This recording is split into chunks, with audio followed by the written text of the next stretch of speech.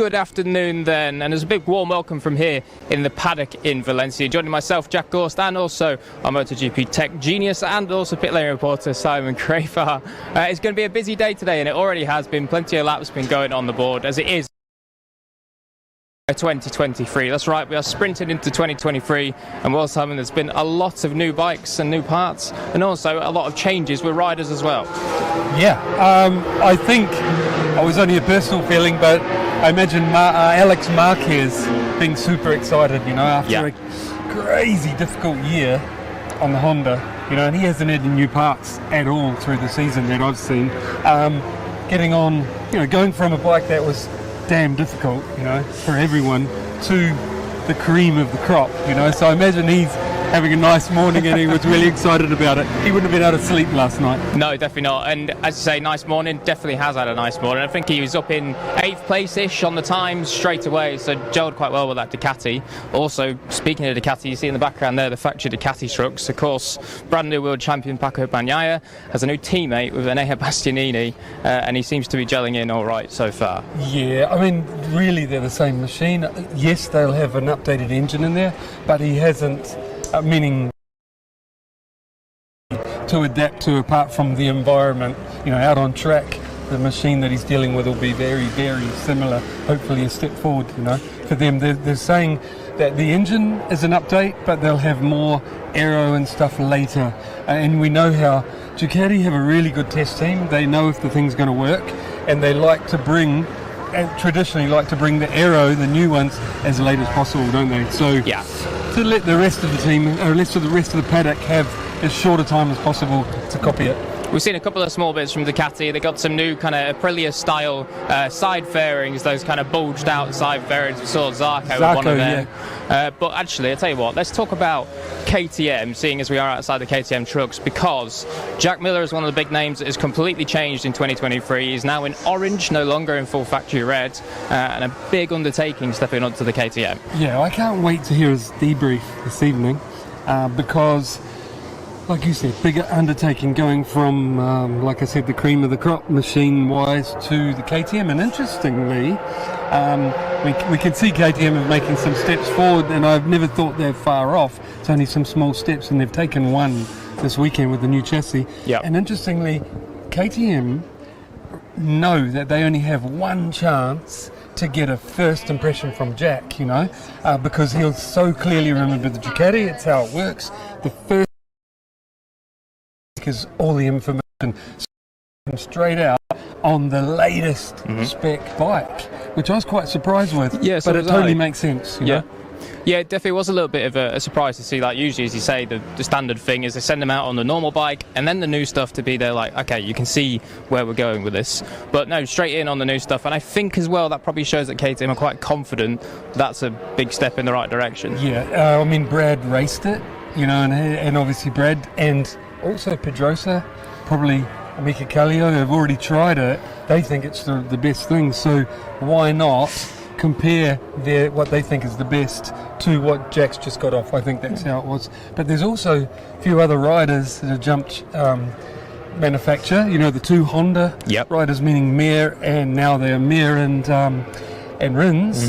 Just to let you know, Mir's like his teammate Marc Marquez has a brand new Honda. Actually, the chassis looks like Tucker's one, doesn't it? It does, yeah.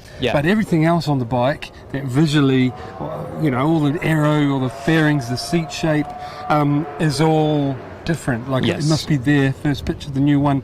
And Rins, being in the satellite team, hasn't got the new stuff yet. He's carried on with Alex Marquez's old bikes by the looks. It does seem like that, doesn't it? I think there's one new chassis there for Rins, but that's it. There's no new aero. One Tucker chassis and one. Yeah, even the Calic Swing Army doesn't have it yet, does he? No. So certainly Rins and Mir obviously getting a little bit different treatment on Honda, but that is because they are in the factory. And then the satellite team, one team we actually need to mention, we just walked past them, the big orange trucks down there, they're actually going to be painted red by the time we come around to 2023, because of course Tech 3 are now gas. They're no longer running KTM bikes. They are basically KTMs, but they're gas machines, and they have a rookie on board as well, new world champion Augusto Fernandez. He's not doing too bad, is he? He's doing all right so far. No. I mean, that's a big undertaking, their first go on a big bike. You Yeah. know, that'll blow his mind because he's got brakes and tyres, like we always mention, as well as crazy amounts of horsepower, all to get used to on this tight, twisty track. But his teammate seems so happy to be back, didn't he? Yeah, not half. You know? And like I mentioned this morning, Paul Espargaro looking really happy. But I always say cautious, guys, until we get into that last second, because it can feel great, but it's the last second that counts. Let's see how he feels once he gets there, if he gets there. Yeah, there's a clip on MotoGP social media channels. You might have seen it already. Paul, very, very giddy with that KTM, well, the gas, sorry, that he is on for 2023 already. RNF boys, we've got to mention that. Yeah, we'll mention the RNF boys. Massive change for 2023. They've gone from Yamaha's now over to Aprilia. Of course, Aprilia expanding to have a satellite team for the first time in their MotoGP career, and they've picked up 2 stunning riders as well.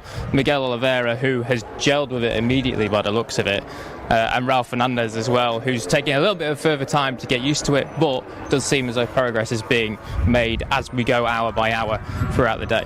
Yeah, but I've heard, we heard on the live from Massimo Rivola, Aprilia big boss at the racetrack. He said that he was really impressed with the work ethic and attitude of Raul and Miguel.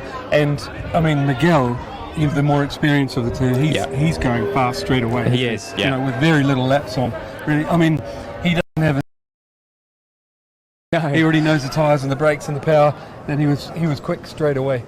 So. Well, I think there was maybe one of the riders down there. We are outside the factory Aprilia box, so it might be either Maverick or Aleix. Speaking of Aleix, actually, it was really lovely to see Aleix being extremely hands-on, vested interest in the RNF boys. We'll actually walk down here because I do believe Maverick's down there. Maybe we can grab Maverick for a very quick word.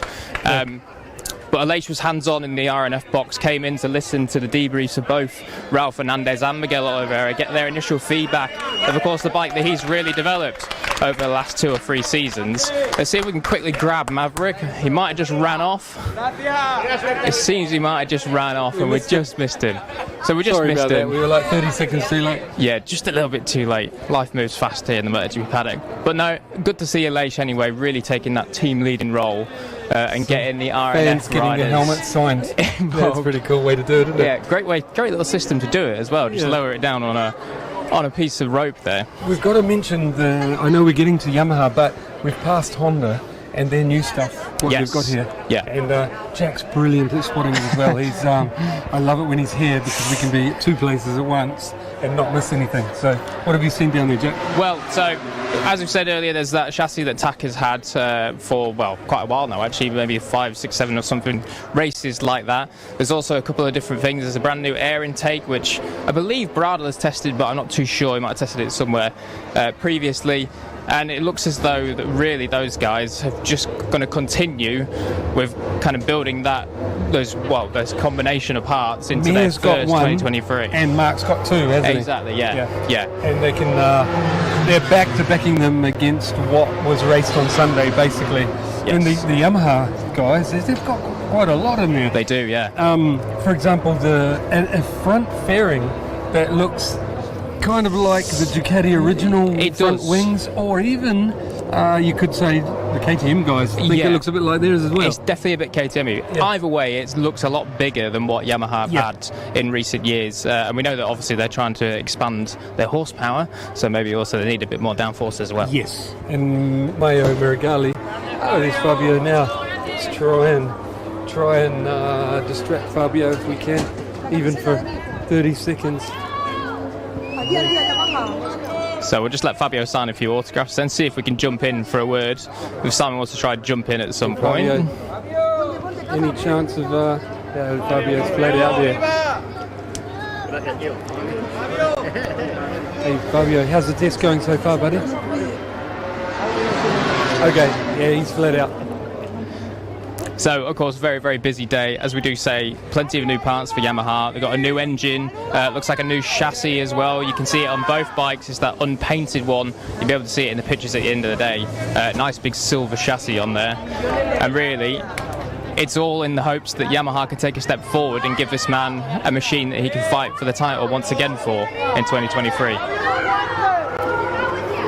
Oh, I hate to bother the riders when they're flat out, and you can see he's on a mission, and good on him. I hope he's on the mission to try and get that title back. So Marigali, when we spoke, his team manager, when we spoke to him this morning, said they've got new engine spec, which is Carl. He described it as Carl will set it. It's a rocket, so it's a lot faster. And I agree with you that the new aero is to help try and keep the front on the ground more. So otherwise, if it wheelies, even though it's got more power, they have to cut, the power to stop it flipping, so they're trying to get some more downforce. New chassis as well, aimed at more turning and more front feel, which I'm so happy to hear about, because I genuinely think Yamaha lost some of that when they went to that 2020 chassis with the big duct coming through the steering head into the airbox, which is trying to get more air into the airbox and more power, into, air into the engine.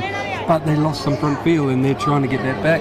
Sounds like they have a little bit, because Frankie apparently said thumbs up. Well, that's good. I haven't actually heard any initial findings from Frankie already, but as you say, they were looking for a bit more more characteristics like the 2019 bike, as you mentioned, making it easier to ride. You can be smoother on it and not have to be so far on the edge like Fabio's had to be all year. Now, who have we missed out on that we haven't spoke about just yet? Of course, there's plenty of changes at Ducati, plenty of guys getting a step up from what they had last year. Even people like Fabio Di Giannantonio, Marco Bezzecchi jumping up to a GP22. And actually, we'll briefly mention who are we missing here. There's one person that we're missing. I can't quite remember off the top of my head who we are missing. No.